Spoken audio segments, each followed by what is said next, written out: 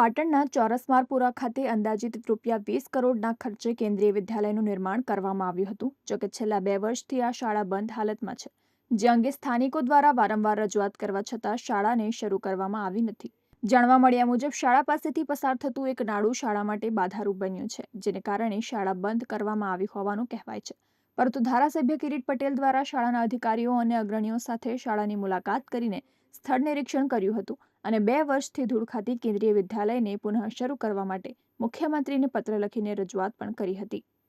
જે સુફલામના એક્સિયન છે અને એના ડી એની જોડે પણ મેં વાત કરી અને એમના કહેવા મુજબ અમે કેનાલ અંડરગ્રાઉન્ડ કરવા માટે 3.5 કરોડ રૂપિયાનું એસ્ટિમેટ એ પાણી પુરવઠાની અંદર મોકલેલું છે અને પાણી પુરવઠામાંથી એ રેવન્યુની અંદર ગયેલું છે.